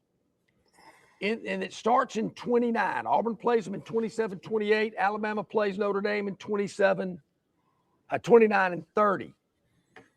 They will play at South Bend on September the 1st. So I'm taking that's the first game of the season. But check this out. Not only does Alabama play at Notre Dame that year, they are at Auburn, at Florida, at Missouri, and at Texas. Similar to Auburn's schedule in 27. They play Notre Dame and Texas on the road in 27. But that's a pretty tough road schedule for the Crimson Tide. It'll be interesting to see if Kalen DeBoer is even there for those two. What? No, please. The piece at AL.com, which I'm not a big fan of. Hey, how do Alabama fans feel about Kalen DeBoer? Kalen DeBoer, Schmalen DeBoer. I mean, 7-year deal for him. They are chained to that guy. Don't even give me the we'll see if you. They may not like him. They may gripe at him. What are some of the things? They may want him to fire the offensive coordinator. They might want him to fire the defensive coordinator. They might want him to kick the starting quarterback out of school and start the backup quarterback. The same things Alabama fans always talk about. Yeah, but he's going to be the coach. Well, in 27, when we started this with Auburn, Alabama goes to Ohio State in week 3. They're in Columbus. Yeah, it's their second game, according to what I'm looking at, but it's week 3 of the schedule. Well, right? I don't think they have gotten another non-conference game scheduled for that, which I think will be September the 11th. Yeah, okay. Yeah, that makes sense. So who could that be? Who should that be? That's for another. You know, Barry, no way Alabama could play Troy and then be focused on Ohio State. You kidding me? I mean, Troy take too much out of them. Yeah. Or as Doc MBA said, Ohio State would be a look-ahead game. A look-ahead game. Yeah. Come on.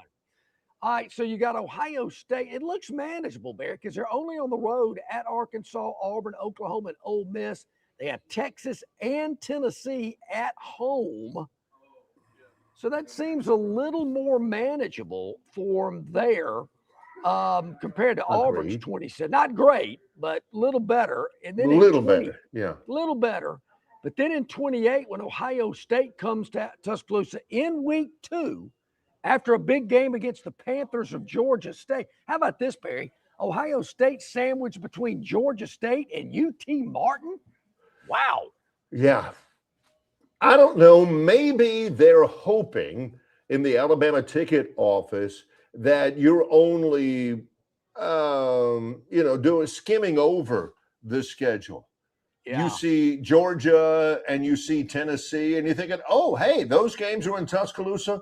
What they're hoping you don't notice is that it's actually Georgia State. Yeah. And that it's Tennessee Martin. Well, Barry, they do play both Tennessee and Georgia that year on the road. They got to go to Knoxville and Athens, as well as Columbia, South Carolina, Starkville, Mississippi, and College Station. 5 road games with LSU and Auburn probably the 2 best conference games at home. The home schedule, not great, but you do have Ohio State Auburn and LSU at home, but then you got to mix in Kentucky and Vanderbilt with that home schedule as well. So I've seen better, but the road's going to be pretty tough. What's Rudy's last name in used cars? Rudy. Man. The Kurt Russell character? Yes. What a great movie. If they had that guy, if they had Rudy from used cars in the Alabama ticket office, he can say, look, I can get you 4 season tickets. I can cut you a deal because, well, who do we have? Hey, we got we've got LSU coming in 2028, huh? Auburn, of course, is coming in 2028. And of course, we got a little team from Georgia coming in. We got a team from Tennessee coming in. Need I say more? Oh, well, hey, yeah, let's buy that. What he doesn't say is that little team from Georgia is Georgia State. And the little team from Tennessee is Tennessee Martin. And after you go ahead and, have your credit card charged, then you go, wait. That's not Tennessee. That's Tennessee Martin. Yeah. Not Georgia. That's Georgia State. Am I to believe Tennessee Martin is in Martin, Tennessee? Well, where are they? Okay. You are to believe that. Yes. All right. And you are to believe that no, John has never been to Martin, Tennessee. I can't say I have. His dad, the head coach at Tennessee Martin, his son, just got drafted by the Los Angeles Rams. He certainly played did. Football at the University of Alabama. So yeah, that's exactly. So I'm glad to so that's just some exciting stuff coming. And I'm telling you, I'm glad those games are staying. Look, you think the Auburn's going to drop Notre Dame? If they do, whoa. My guy over here is going to be coming harder than ever. Yeah, and you'll never get a chance to play them again, home and away. Yeah, so, I may just have to be sitting here on this side of the screen, just. Oh yeah. Because I may not get a word in edgewise if Auburn dropped Notre Dame. So, just think about that, Barry. When Notre Dame comes to Jordan-Hare, that new end zone will be finished, and man, what an atmosphere! It's going to be great. It's more than just the end zone, but your point is a good point. Yes, I think that's going to be great. Now, I'm always looking for more. So, Greg, John, who's next? Who's next on the non-con? All right, I'm ready to hear it. Any suggestions? Oklahoma State ain't getting it. No. So my first call, I'm calling up. Wait, hang on. Let me think. I know Pat Hayden. Don't say Boston College. No, forget Boston. They're already on the schedule, and there's no way they're getting rid of that one. No way. I will be really upset. It's not Lynn Swan. Who's the AD at Southern Cal now? It's a lady. It used to be Pat Hayden. It used to be Mike Garrett. It used to. It's a lady. I think her name is. Maybe it's Mike Garrett. No, Mike Garrett was there. I think Lynn Swan was there too. Her name, if I'm remembering, her name is Jen Cohen. All right. If I'm correct. So John, I'd be calling up Jen saying we need to get a little Tide Trojan home and away going. USC. Okay. The history of John McKay and Coach Bryant. Yeah, we need a home and away with Southern Cal. Nebraska just doesn't do anything for me. Been there, done that. Now, if they were any good, I still don't think it would matter. Because, John, it doesn't matter if they're any good or not. Nah. It's just, the history with and all that. There's only about 4 teams, maybe, that fit John's bill for even. Wait a minute. You want me to call that guy? I ain't calling that guy. Let him call me.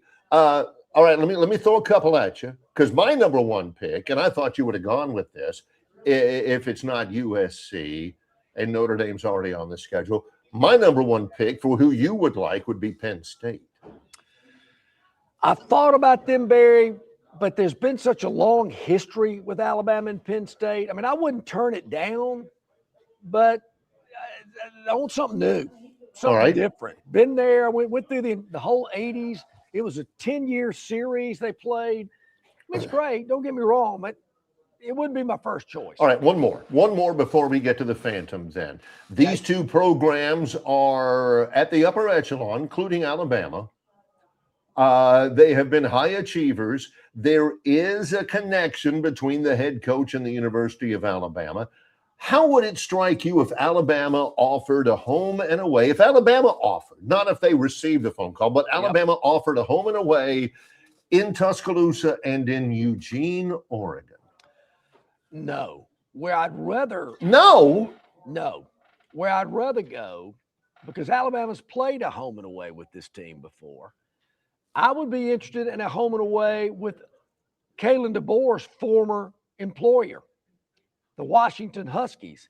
Now, you're a much faster typer, but as a little whippersnapper, I saw Alabama beat Washington at a 59,000-seat Bryant-Denny Stadium in the 70s, like 52-3, if I'm not mistaken. Washington over Oregon? Yes. They went to Seattle, and the game was a lot closer.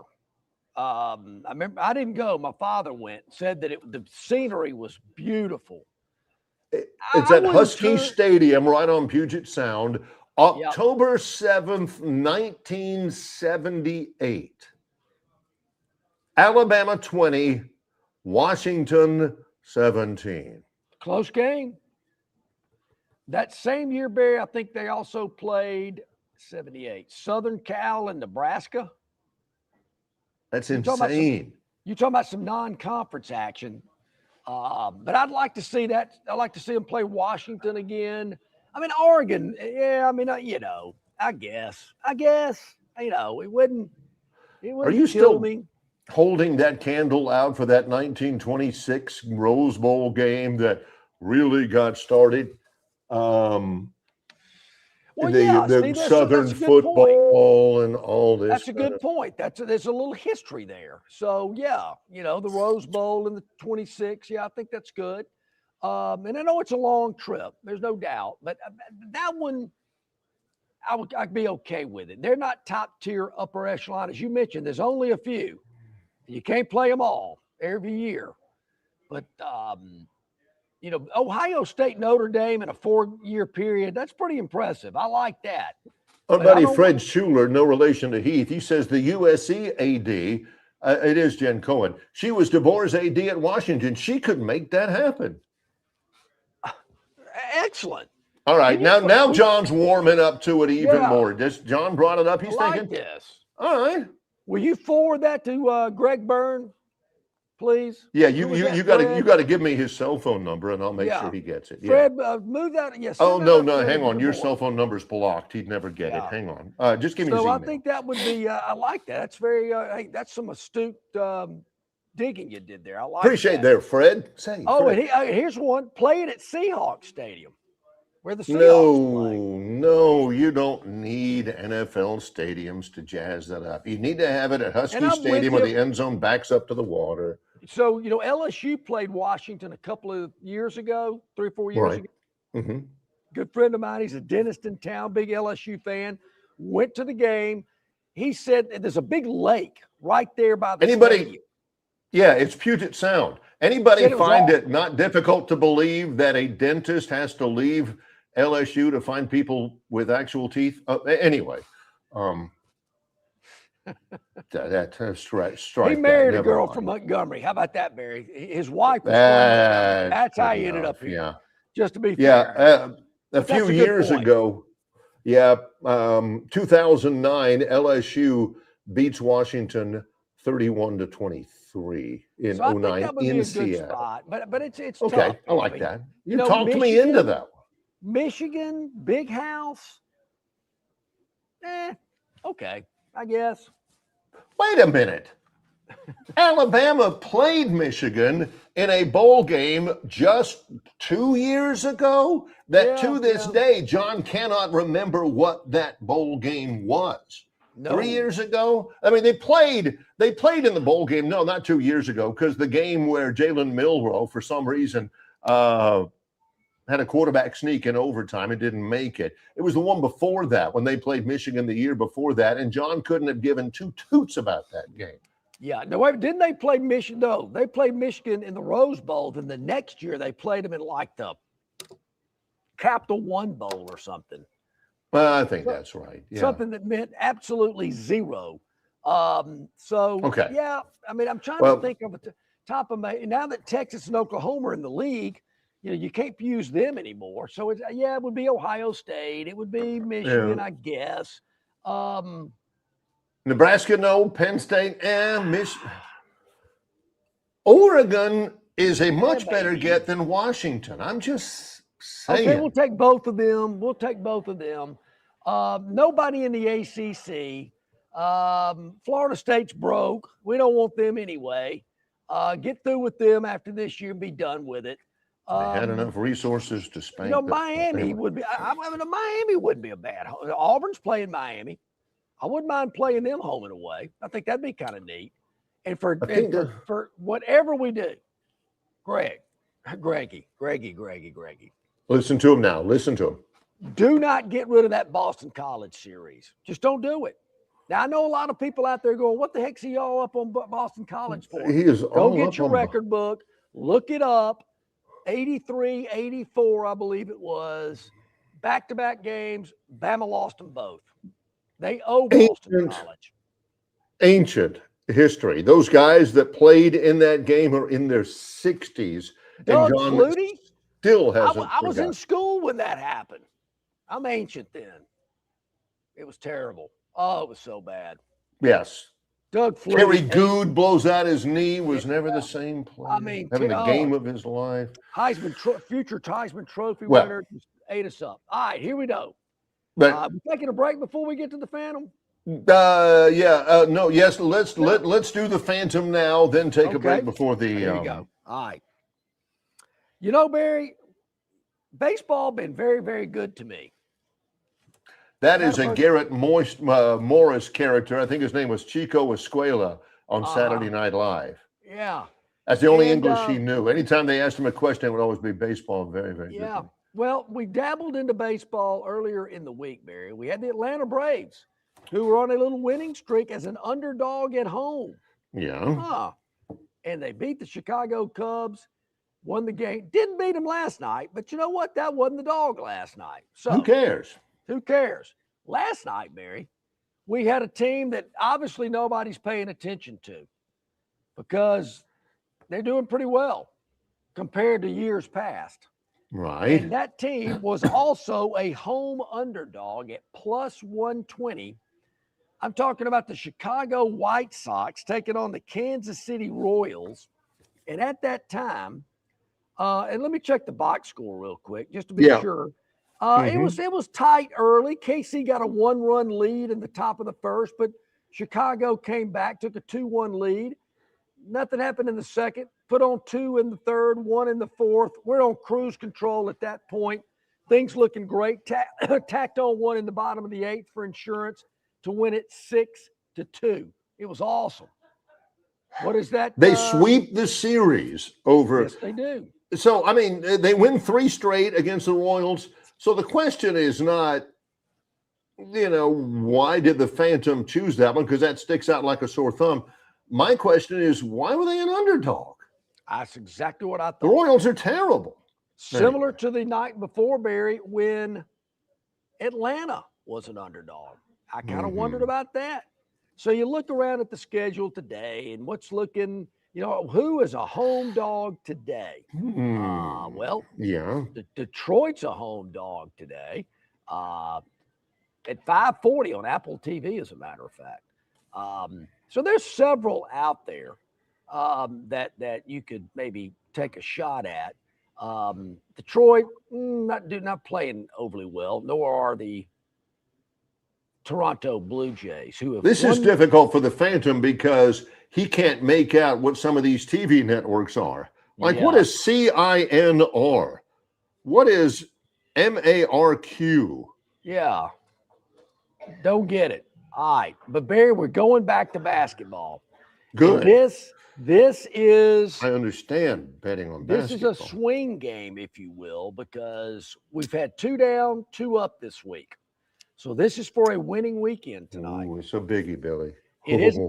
Billy. And we are going to Minnesota, the Minnesota Timberwolves, Mm-hmm. and they are taking on the San Antonio Spurs. That's the West semifinals. Spurs right. lead the series 3-2. It's been a great series. It has been.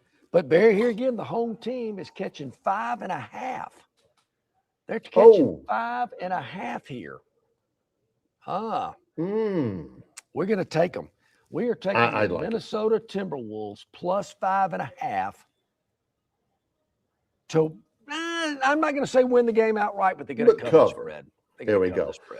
Coming up, that is our Phantoms Daily Dog. John is live at Stivers Ford Lincoln on the Eastern Boulevard at the Troy Highway in Montgomery, Alabama. When we come back, it's the Gurn Jr. Victoryland 777 Topic Wheel, Longshore and McKnight in association with Yellowhammer News, presented by Bud Light. It's Earring Fest at Marguerite's Exquisite Jewelry, 8163 Vaughn Road in Peppertree, adjacent to Chappie's Deli. All month long, earrings are featured. The display cases are busting with beautiful earrings, like 1-carat diamond studs, just $249. That's right, 1-carat diamond studs for $249. How about this fabulous graduation special? Pearl stud earrings, just $99. That's right, pearl studs, just $99. And of course, May's birthstone is the emerald, cherished for its rich green hue and timeless symbolism of renewal, love, and prosperity, making it a captivating choice for elegant jewelry.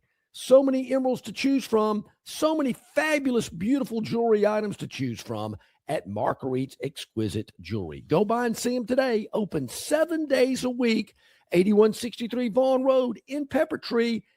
Earring Fest all month long at Marguerite's.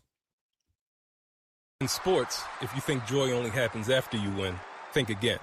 Look at the world's most successful athletes like Serena Williams, Brooks Koepka, and Alex Morgan. They don't spend all their days grinding away. They take time to enjoy themselves, like getting together with friends over a Michelob Ultra, because they know that happiness is the key to winning, and that joy is the whole game, not just the end game. Michelob Ultra. 95 calories, 2.6 grams of carbs. It's only worth it if you enjoy it. Enjoy responsibly. AB Michelob Ultra Light Beer, St. Louis, Missouri. Get below employee pricing and save thousands. Enjoy prices even lower than what we pay with Stivers Ford Employee Pricing Plus. Up to 20 grand off F-150s or 10 grand off Mustangs. Stivers Ford, where price sells Fords. Get below employee pricing and save thousands. Enjoy prices even lower than what we pay with Stivers Ford Employee Pricing Plus. Up to 11 grand off Broncos and Expeditions or 8 grand off Explorers. Stivers Ford, where price sells Fords. Drive away in a Ford F-150 or win your share of $25,000 in free play during Victoryland Casino's Truck and 25K free play giveaway. The more you visit, the more chances you have to win. Visit our Players Club and check out this month's exciting free play promotions. You'll have more fun at Victoryland Casino, where you can be a winner too. Victoryland Casino, off I-85 exit 22, Shorter, Alabama. Drawings May 29th and 30th. Must be 21 or older. Must be present to win.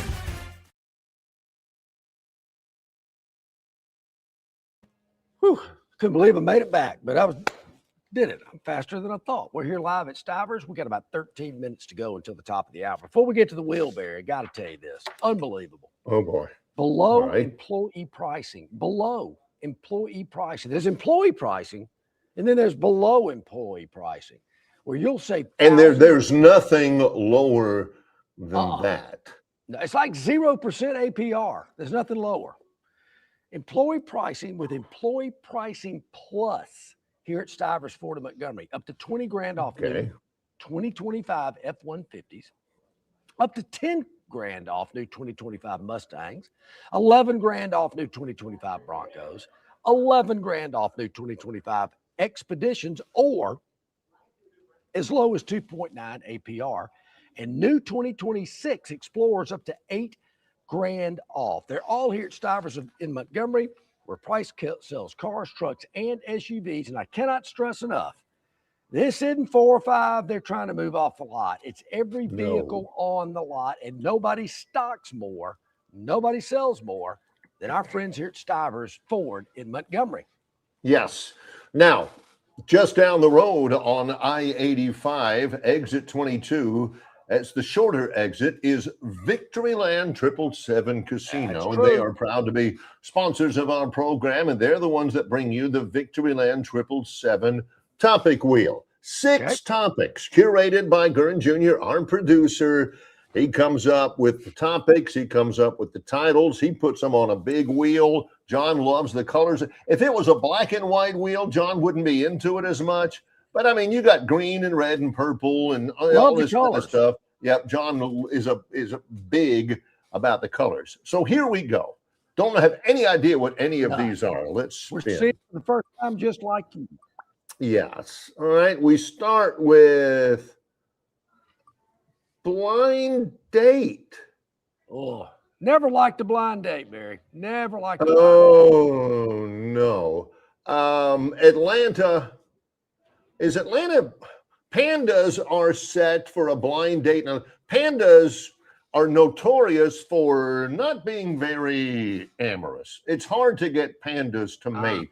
Ping Ping and Fu Shuang are getting ready. They're leaving China, and they're coming to Atlanta. Wait a minute. Why would you go there? They're signing 2 free agent pandas. Can't they get their own? I mean, you go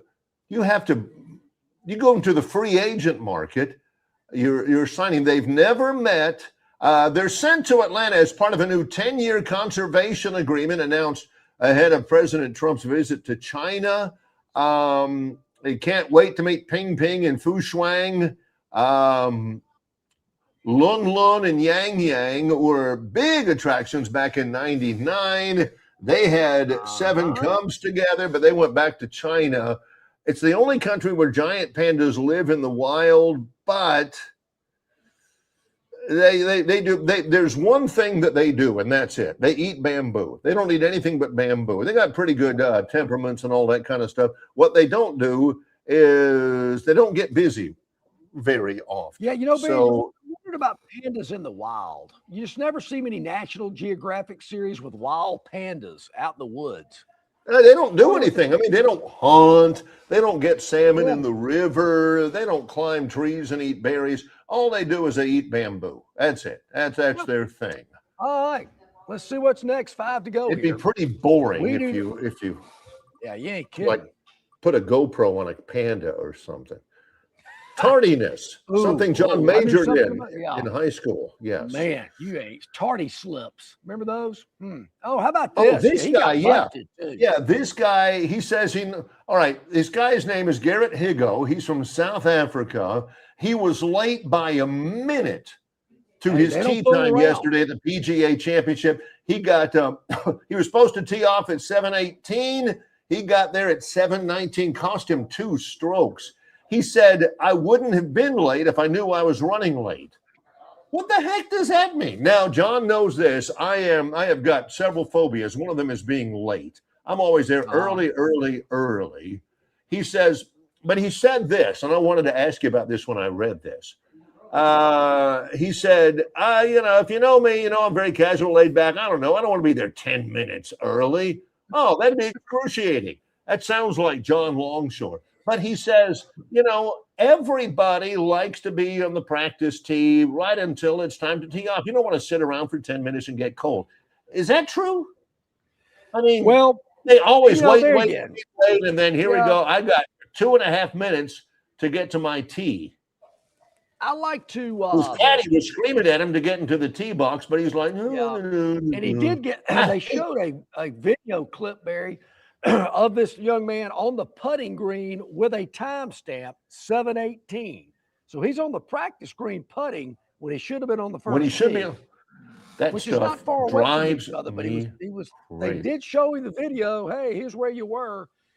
He's like, yeah. I mean, hey, I asked like to warm up and then go play. I mean, if I'm not in the first group and I'm playing with 8 or 12 other guys and there's 2 groups going ahead of me and I'm sitting there going, geez, I got to sit here 10 minutes till it's time for me to tee off. 10 minutes is excruciating. Man, if it's me and I got a 7:18 tee time, I'm standing in the tee box at 7, waiting for everybody. That guy's like, hey, I asked the PGA people if it bothered them that I was late. Who cares whether it bothers them? You were late. That stuff drives me nuts. That is an absolute disregard for other people's time. He says, everybody who knows me knows that I'm laid back. No, they know that you're late and that you don't give 2 toots about being there on time and making everybody wait for you. I hate that. If it's 7, particularly in the morning, if it's 7:18 is my tee time, I'm probably still in the stall at 7 o'clock.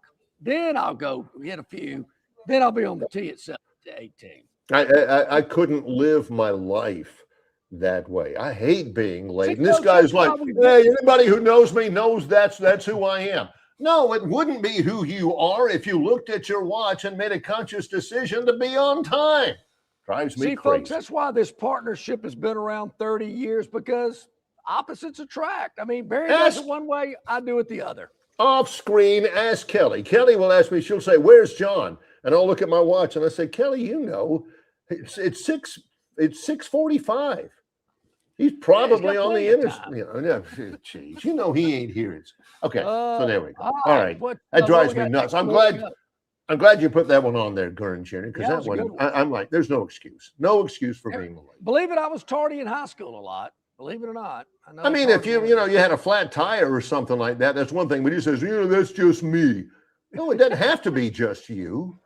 And I'd walk into the teacher and go, my bad. Yeah. Sorry, my bad. All right. What is my bad in this? He took an angry swing, a divot, and it smacks a spectator.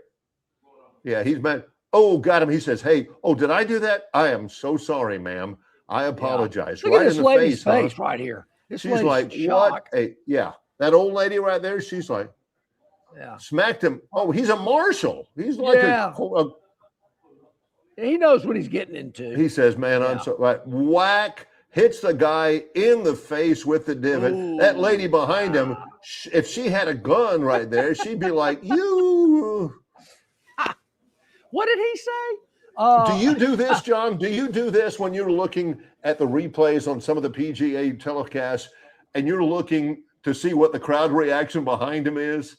Or like if I'm watching a baseball game and somebody's hitting a home run, I'm watching the people in the background. They're going, Oh, sure. I love watching fans in the background on replays of stuff. Yeah. That lady right there, she was about to get John Ross. Yeah, love to see the facial expressions, all that kind of good stuff. Yeah.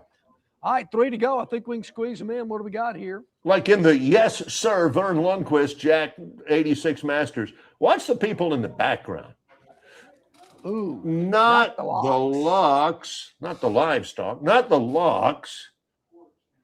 Oh, no. See, everybody gets all their social media together and they always have, these schedule release videos.